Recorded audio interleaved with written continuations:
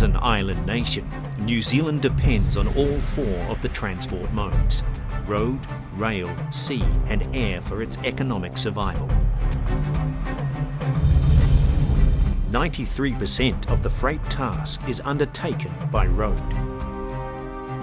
In less than a century, the road transport industry has grown from a role as a service provider for rail and sea at the turn of the 20th century to being the dominant freighting mode in the 21st.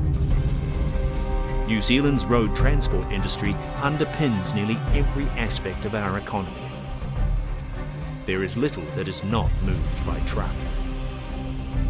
The COVID-19 emergency of 2020 highlighted how truly essential this most essential of services is. What follows is a tale of social and technological evolution. It is a story of the metamorphosis of the truck, from primitive cart to technological marvel.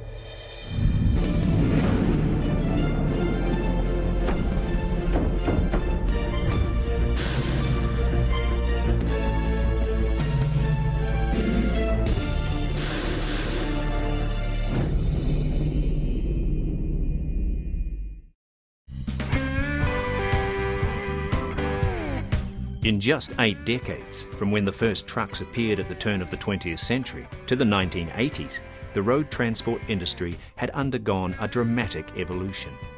Progressing from horse and steam power to petrol and then diesel, the development of the truck went hand in hand with improvements in roading infrastructure and trailer technology. The 70s, 80s and the 90s were a time of great transformation for the industry. Following Britain's entry into the EEC and the economic ramifications that followed for New Zealand, it became easier to source heavy vehicles from other countries. I think deregulation led to the introduction of more efficient vehicles across the fleet.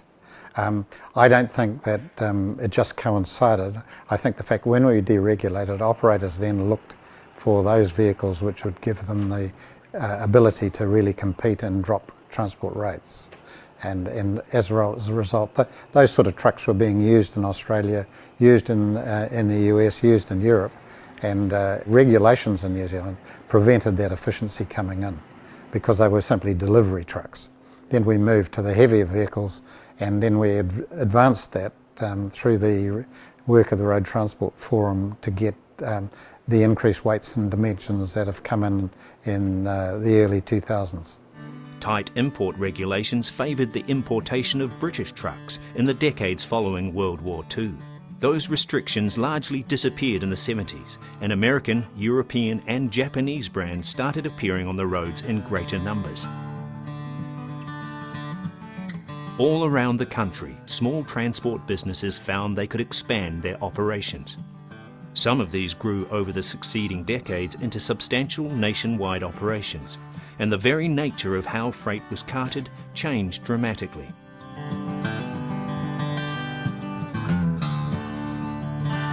When the Aramoana ferry was commissioned in 1962, New Zealand Rail proudly announced that it could move freight from Auckland to Christchurch in 3 days. After deregulation in the 1980s, road transport could do it in 1. A new era of freight movement had dawned. Many of those small carriers stayed as family businesses, and some became multi-generational. Many transport operators are often generational. Our business is family operated. 2 daughters involved in the business, 2 son-in-laws involved in the business. We've been around for 30 years. My daughters have both got their heavy traffic and drove before they had their families. There are transport companies that are now in their 5th generation of operations. There are others that have entered the industry as an owner-operator and grown into a nationwide operation. All faced stiff competition as the industry found its feet in the post-deregulation environment. Freight forwarders increasingly used road transport and owner-drivers to move time-sensitive freight over long distances as an alternative to the rail services. Some companies emerged from this time of great change to have an international profile, while others were short-lived. Deregulation resulted in lower freighting costs for the end user, but it was a tougher environment for the road transport operators. Many struggled. Trucks evolved rapidly during the decades from the 60s to the 80s, and the cost of manufacturing them pushed many brands out of the business. While some names slipped away into the history books, others appeared, and New Zealand's domestic truck sales market was dynamic, with dozens of brands available during this period. However, the writing was on the wall for many of the brands that had been a feature of the road transport industry for much of its history. Foden, ERF, Seddon, Atkinson and Ford were just a few of the brands that would disappear over the next few decades, or be absorbed by other manufacturers. The vagaries of global economics often dictated purchasing decisions. New Zealand fleet owners could cherry-pick over a wide range of brands. However, American diesel engines had changed expectations in the marketplace, and American trucks were soon to redefine what a transport operator might expect from a truck. I remember back in 1974 when we got the job at Twizel, we had a job carting 750,000 tonnes of filter sand on the Upper Waitaki. My father bought 4 Macs. He could have bought 12 Dodges. A lot of people said, why didn't you buy 12 Dodges rather than the 4 Macs? I'd have to say the Macs were probably the best thing we ever did. They were reliable, they never broke down, and certainly had lots of torque that the older generation trucks didn't have. They were a fantastic truck, and again was the making of road medals. We didn't have them in the workshop, and they were capable of doing over 1 million kilometres. It was more expensive than anything on the market. But it had some real big benefits with tear weight, reliability were two really big things. Back in those days, if you got 100,000 kilometres out of a truck, you'd had a pretty good run. When Mac came onto the scene, we were talking more like 500,000 to 1 million kilometres before you had to do a great deal of work. It was the beginning of some of the big projects around the country, and moving some of the heavy gear, the gear that we had to do, it just really wasn't up to it. And with Mac coming to the market in the early 70s, it opened up so many opportunities, and a lot of those operators who had some involvement with the North American equipment earlier on in their lives during the war and what have you, knew that it would be reliable and durable, and we're very keen to get some product on the road.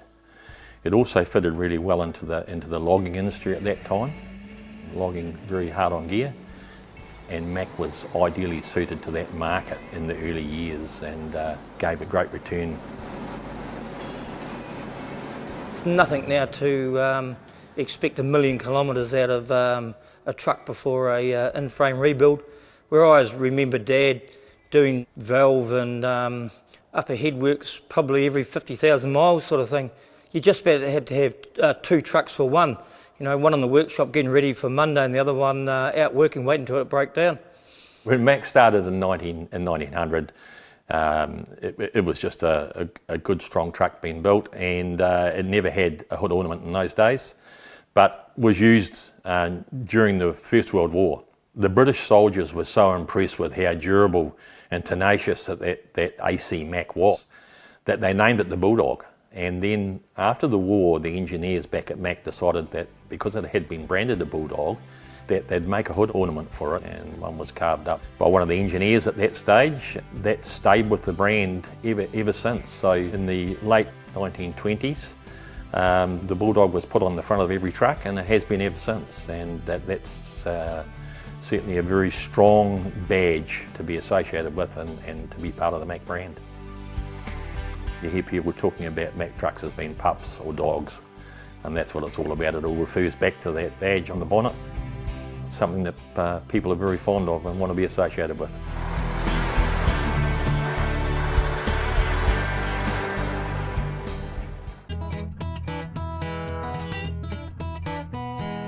There was no doubt, straight after deregulation, it was a bit of the Wild West. The cowboy days probably appeared.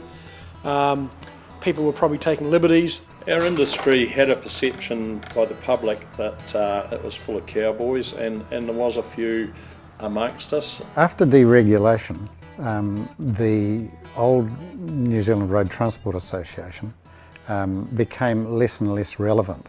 It has really existed in the past as a way of licensing, arguing about the 40-mile limit, but largely industrial relations as well.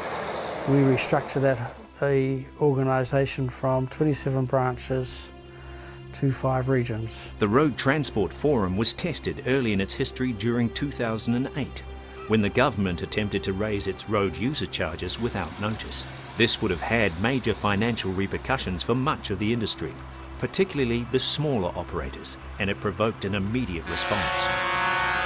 On one occasion when the industry was under a fair bit of pressure, a minister introduced an increase in road user charges without notice, despite having given us in writing an assurance that she wouldn't do it, and also increased the charges beyond what was justified under the costing model which had been agreed to between the industry and the officials.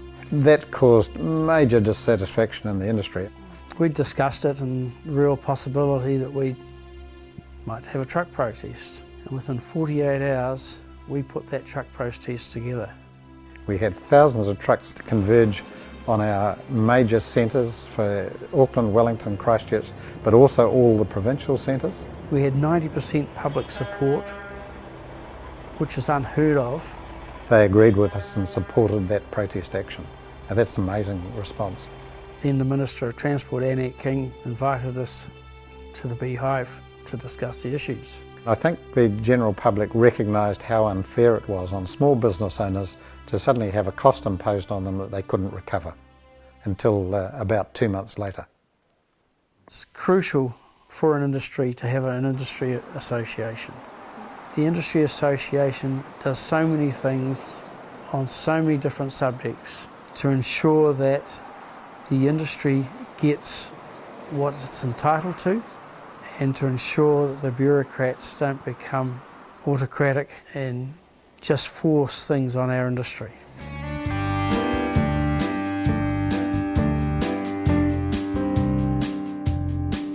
It's a user pays environment, and the transport boys, we've got no problem paying for our way on the road. I probably think the general public probably don't realise how much we actually contribute in road taxes.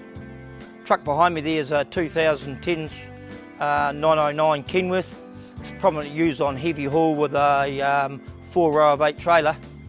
Well, that truck is just getting close to 1 million kilometres. It's contributed about $650,000 of road users into the government funds. And when I bought the truck, it cost just under $300,000.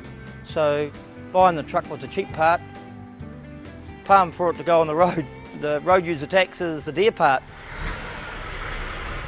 What we've got to do is continue to defend the need to invest in roads. I think most Kiwis are feeling as though our roads are running down, that they're not being well maintained, that we continue to need new roading developments to make it safer and faster to get to places. And that's the challenge for the industry, in telling that story and ensuring that the investment that they're contributing is going towards what it should. Following deregulation, the industry had undergone a rapid expansion, and its growing pains underlined a need for training and an improvement in safety and operational procedures.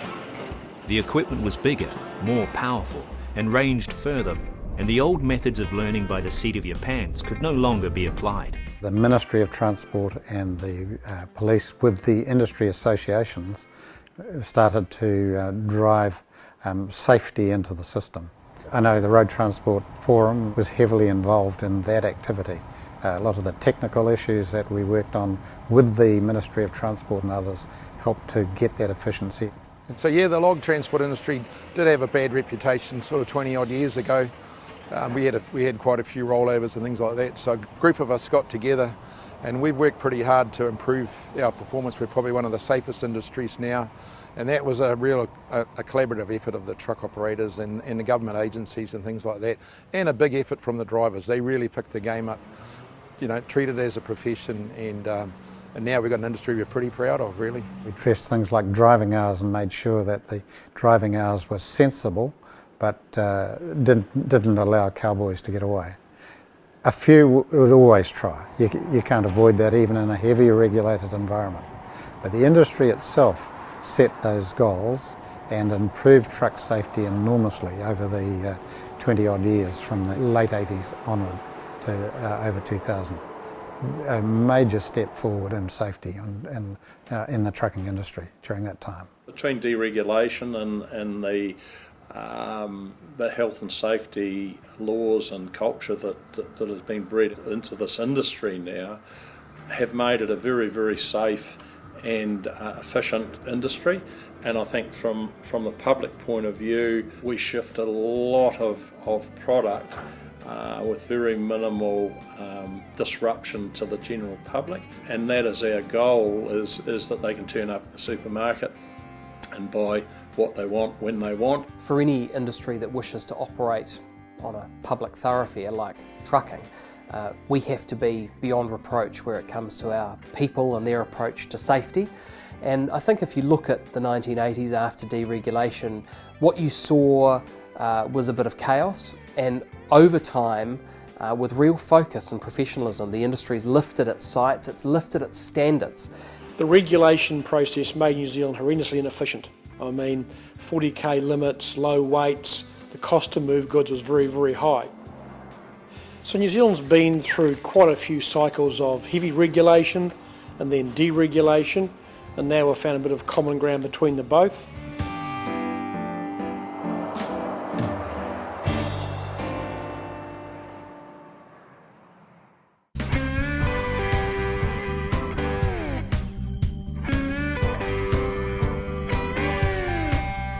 Well, New Zealand's pretty much a raw ingredients country. The most of our production and exports are about primary produce, whether that's trees, livestock, wool, milk, grapes for wine. They've all got to be carted from the farm or from the forest to a processing site and then carted from that site either direct to a consumer via a supermarket or for export. New Zealand's heavy vehicle fleet had become capable of hauling more payload than the regulations allowed during the 80s and 90s. B trains and truck trailers were only allowed 39 tonne, and I formed a little organisation called Road Transport Research, and we funded to do research to prove that truck trailers could go to 42 tonnes and later to 44 tonnes. And that was a huge benefit to the industry.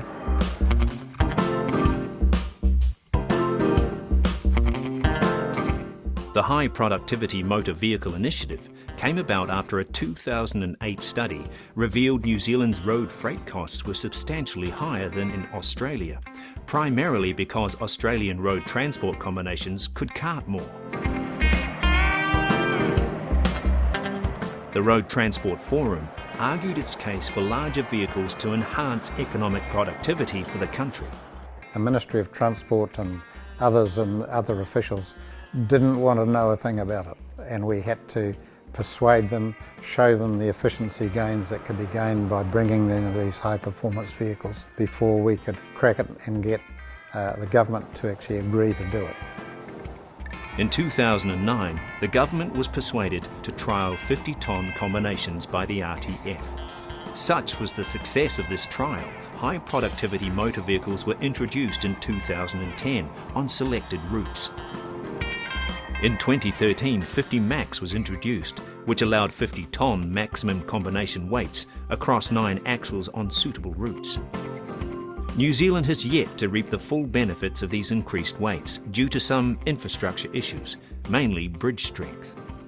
Engineering advances in trailing equipment matched the evolution of the truck, and the domestic trailer manufacturing industry rose to meet the challenge of the high productivity era. This initiative has put New Zealand probably on par, if not ahead of the rest of the world. Even Europe are probably a little bit behind us in moving forward with high productivity vehicles. Their programs are really only just getting underway over the last 2 years, where we've been working on this since late 2012. The benefits of these larger combinations was significant. The high productivity vehicles that businesses are operating now are carting up to 13 to 13.5 tonne more than the unit behind us. We might not notice them on our roads. The big difference is more axles under them. The total weights they're carting per axle hasn't actually changed a lot. They all average out about 6.4 tonnes still. The big difference with a 9-axle high productivity unit, in 7 trips will do the work that one of the units behind us would do in 10 trips. A modern high productivity 50-tonne truck on the road is invariably safer than the vehicles that predate it. A lot of effort went in from operators and from industry bodies to get a greater safety standard for braking, better driver training, and of course moving more freight in one vehicle reduces the need for further vehicles on the road and just makes for a more efficient freight network. We're probably looking in the days on average with a Bedford or a comma at 7 tonne on the truck and maybe 10 on the trailer, and now we're looking at 58 tonne, so it's probably 3 times as much. The increased carrying capabilities of these new generation combinations translated to a reduction in truck movements on the road. On selected routes, 58 and 62 tonne combinations could be operated. Some operators embraced the concept and their results were impressive. These 2 vehicles were 2 or 4 in New Zealand that were rated to 62 tonne and 25 metres. It became very evident that this gave all stakeholders massive efficiencies. We took 3,500 truck movements off the road with these 2 vehicles in the first year, and we're challenging to increase that as we get them into a double shift in a 20-hour window. It's taken about 40% out of fuel cost, about 32% out of labour. One of New Zealand's great assets is its aggregate reserves. Over 40 million tonne of aggregate was carted during the period 2017 to 18, according to the National Freight Demand Study. Just about every facet of our lifestyle derives from aggregate. We've got our roads are built from aggregate, our houses are built from aggregate, our bridges are built from aggregate. Trucks are our lifeblood. The technological advances in trailing equipment match the increasingly robust capabilities of the truck itself. Technological advances incorporated by the trailer manufacturing industry have resulted in high productivity combinations being significantly more stable and safer than the previous generations of trailing equipment. After the war, the transport industry was still a very young industry, and there were very few trailers on the road in the 1950s and early 60s. The company was manufacturing 2-axle trailers in those days, and as the industry grew and the transport industry changed and evolved, we then started manufacturing 3-axle trailers, and then from 3-axle we went to 4-axle trailers, and now to high productivity 5-axle trailers. So there's been significant changes in the industry over the decades. Advances in metallurgy meant stronger materials slowly became available, and the trailer engineering industry was quick to see the benefits for the road transport industry. When I basically got involved myself, high tensile plate had only just come into New Zealand for the heavy earth moving equipment. Bulldozer blades, skins on those. So we thought, well, okay, why don't we start putting this material into our log transport equipment? The availability of aluminium and stainless steel was soon to significantly enhance payload capacity. In 1969, when the company manufactured the very first aluminium body in New Zealand, there were substantial weight savings going from steel to aluminium, and the weight savings with the truck and trailer unit were around 3 tonne. So every time that vehicle actually drove down the road, they were carting approximately 3 tonnes more than with a steel unit. So yes, they're very substantial weight saving gains and payload gains. The milk and dairy sector hauled over 29 million tonne of product during the period 2017 to 2018. Trailers are equally important. They have roll stability, the design that goes into keeping them low, the blankets they put on them to insulate them from the sun to keep the milk at a cool temperature to get back to the dairy factory is is highly technical and just as important as the prime mover.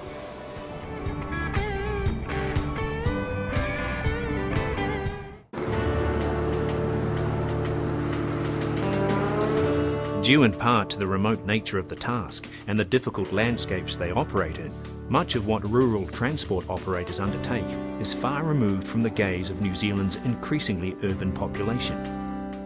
Because of the ravages of COVID-19 on the world economy and the massive downturn in tourism, the contribution the rural sector makes to the New Zealand economy has become even more vital to the nation's economic well-being.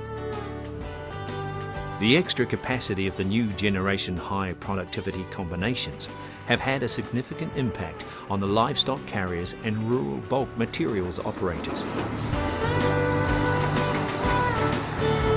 Combined, livestock, meat and wool account for 7.2 million tonne carted on our roads each year, and horticulture and other agriculture sees another 11.8 million tonne shifted.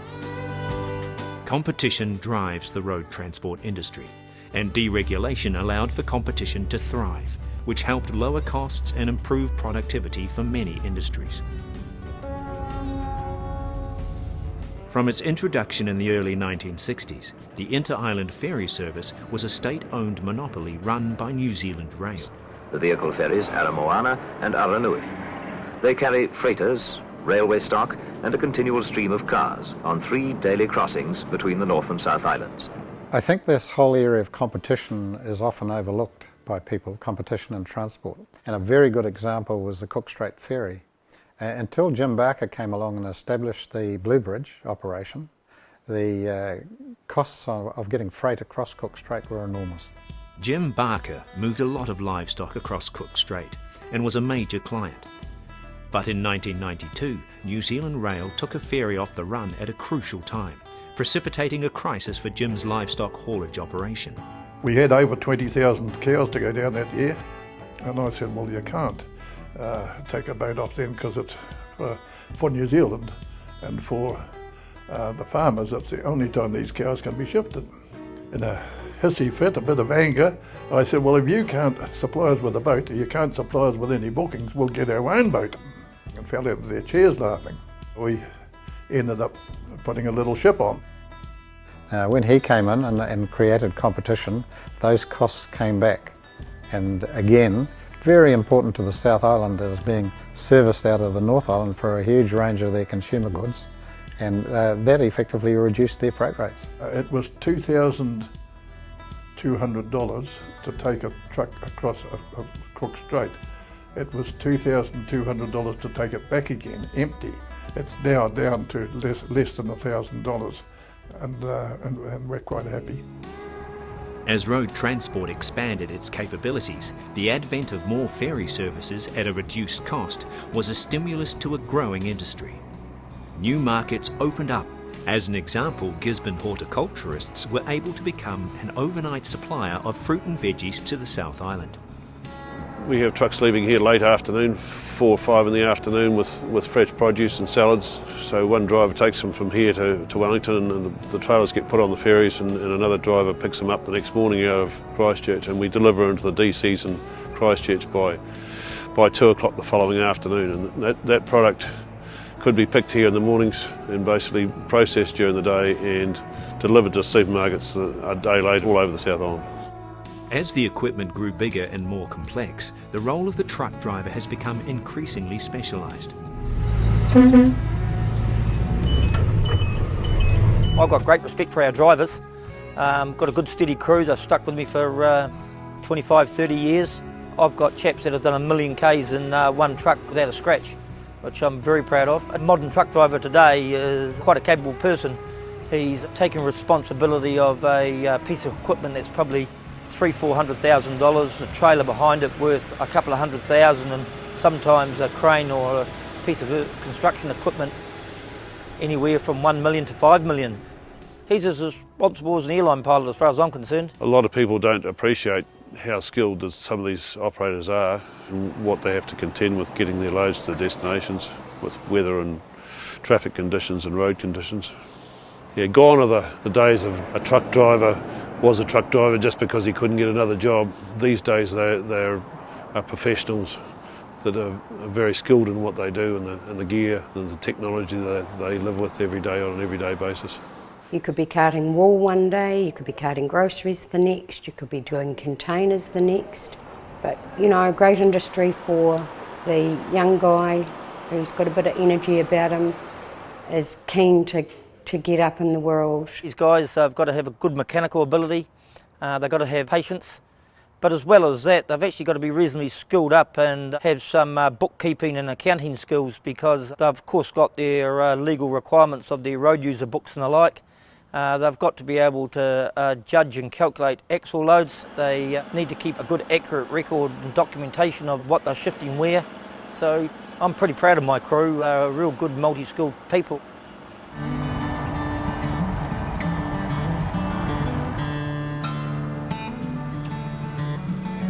In the past it's been seen, I guess, as a bit of a end of the line sort of job and a low skill base, but in reality, you know, you've got a lot of responsibility. There's lots of hard places to get in and out of, and challenging places to get in and out of. There's lots of different machinery that comes as attachments to trucks, whether it be high-abs, cranes and so on as well, where there's different challenges within it.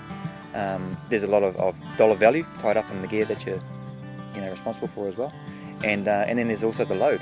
You know, there can be up to $1 million or more of load and value. So, you know, it is a high responsibility job, and it does take skilled operators to do it. Much of what the road transport industry is asked to do is often done out of sight of the general public.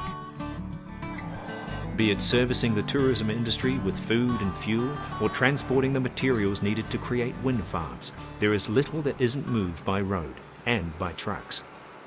In total, the road transport industry shifted nearly 280 million tonne of freight during the 2017 to 2018 period.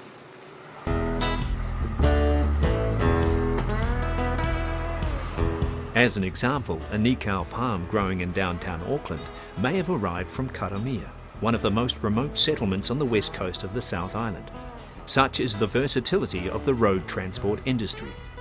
It's a lovely part of the country. Every time we've been here, it's been lovely weather. The roads in are beautiful. Just the scenery on the way in is something that we just don't see in the North Island. It's a real treat, I guess, for any person to be able to get out of the office, if you like, and go and see new parts of the country. This is a load of Nikau palms. There's 8 palms on there, destined for the Auckland landscape market. There is a lot of skill goes into loading these palms to make them actually still be viable at the other end. They've got a long way to go.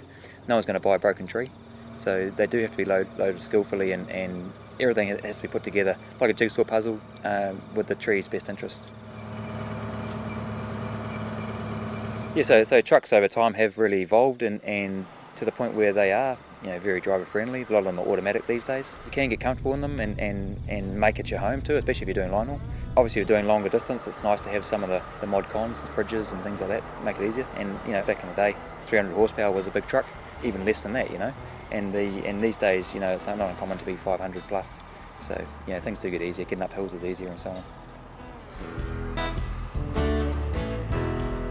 For me, I grew up around it. It's a family business. Mum and Dad got into it when I was 4. Spent 6 months before I went to school. Any opportunity I had growing up, I was with Dad in the truck. And so, I guess naturally got a taste for it. Getting out on a nice day and just going for a drive where you've only got one thing to worry about, and that's what's in front of you. Yeah, it's great. It has been like a paid tourist.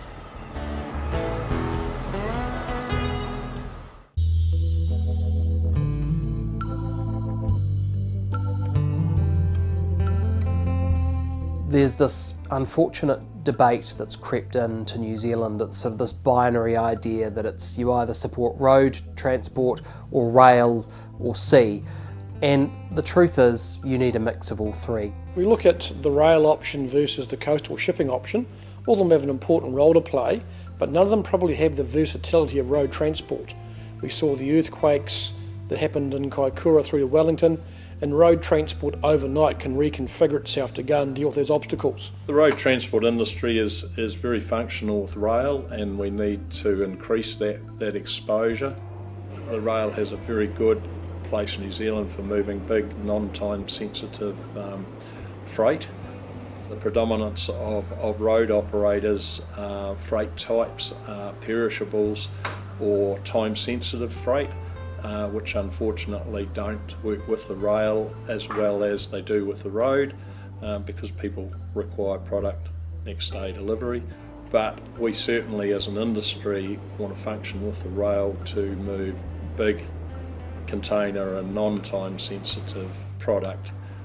New Zealand's freight task is achieved at 92% by road transport, 2% by coastal shipping and 7% by rail. There's 26,000 trucks on heavy vehicles on the road achieving that. By the year 2030, it's projected that the freight task will increase by 57%. This means if we cannot improve our tonnage and high productivity, we have to raise the number of trucks on the road to close to 38,000 to achieve the same freight task. The industry doesn't want to do this, and we would struggle for the manpower to do this, so the logical way is to try and be more efficient and either put more on rail or put more on the same equivalent vehicles on road. As does much of the rest of the world, the New Zealand road transport industry had become increasingly aware that it is facing a major driver shortage.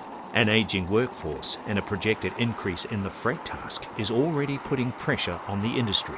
Training has a major role in road transport. We're not well thought of in the school system.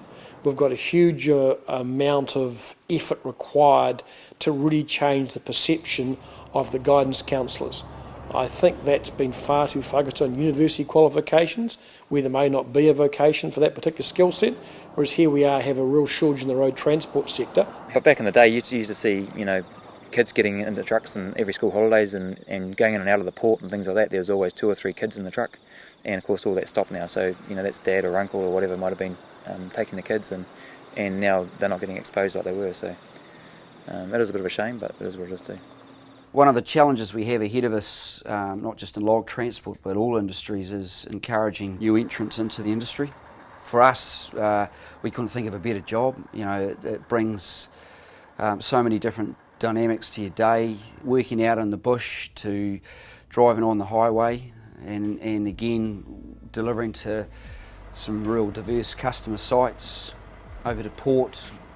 We have local customers here, and you're dealing with the people on the site, so there's a lot of connectivity that's not found in other industries. So training's been a major investment in most good operators in the last period of time.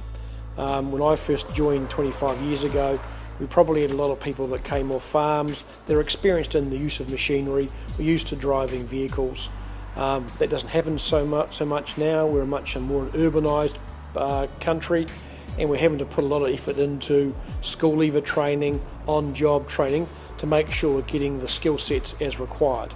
Our group has something like 25 trainers through our 2,500 staff, and it's a major investment, but also we want the best outcomes for our customers and our staff as well as the business. For me, I'm on a second generation journey. Dad started SML 40 odd years ago now, and I've been with the business for coming up 30. I wouldn't want to be doing anything else with my career path. I mean, transport, once you start, it's just something that gets in your blood and that you really enjoy, and you wake up every day just itching to get out there and smell the diesel and be part of the environment that you're within. You can be in a logging truck and go into the deep heart of nowhere that you would really ever plan on going. I thought I'd seen a fair bit of the country myself until we bought the transporter business, and man, there's places where I'd never thought about going, and we've ended up in, and it's great. That's why we do it. The passion many within the road transport industry have for the history and the equipment has become increasingly apparent. Such as the interest in these old trucks, rallies are held regularly around the country. The largest to date was the Bill Richardson Memorial Rally, held in 2007, which marked the official opening of the Bill Richardson Transport Museum, now known as Transport World. A large contingent of classic trucks travelled from the North Island for that event. Bill Richardson's truck collection is world-renowned. His work in saving and restoring many of the rare trucks that entered service in this country is a story in itself. From its earliest beginnings as a peripheral service to coastal shipping and rail, the modern industry now takes a great pride in its performance, which is celebrated by an annual black tie Road Transport Hall of Fame event held in Invercargill at the Transport Museum. Tell some stories and actually celebrate what's good about road transport. When you see a truck on the road, be mindful of the fact that there are many hundreds of thousands of dollars invested in that truck. And that might be an owner-driver who's taken a risk to buy that truck and maybe a couple of others to get a business going and fulfill a dream, or it could be part of a much bigger operation. But whatever the case, what allows that truck to keep running, what justifies its existence, is the fact that it's carrying vital freight from one destination to another, and it's got to do that as effectively and as efficiently as possible so it makes a profit and covers the cost of the asset. For us, part of the purchase process is there's an initial passion that we have within the industry for the vehicles, and sometimes it gets overridden by the look and the feel, so there's the bling factor that comes into it, and I suppose that's a passion that we have through being fleet owners. And then there's got to be the practical side of it in terms of how you apply that plant and equipment to the job in hand. Recently, we've not long brought on some 8x8 MANs for a job-specific application, which have worked really, really well. We know that we're maximising longevity for the weights that we're carrying, so we're up to 58 tonne with some of those units now. High productivity combinations have helped close the gap between demand and capability. However, the road transport industry still has many challenges to meet. So if we look at technology and the role of automation in road transport, I see it in two particular clear situations. If you look at the line haul freight task, the warehouse to warehouse task, there's no question that over time that could become autonomous. There's no driver required to load the freight, there's no driver required to unload the freight, they've just got to go and drive from point A to point B, and technology can probably help or automate that task. But I doubt we'll see automation when it comes to loading livestock. I doubt we'll see that automation when it comes to delivering fuel. Most of the rural tasks take a human to go and do certain parts of that process, not just steer the truck.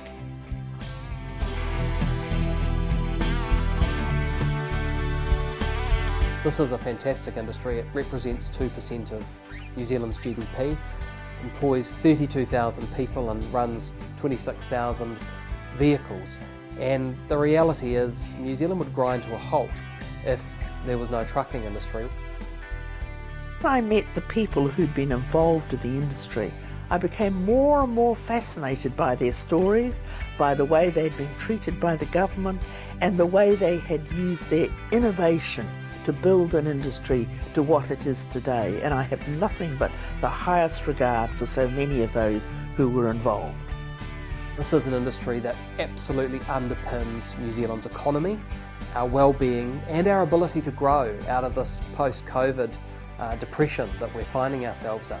So being a truck driver, being a trucking operator is going to be absolutely a worthy industry and a worthy vocation for a long, long time to come.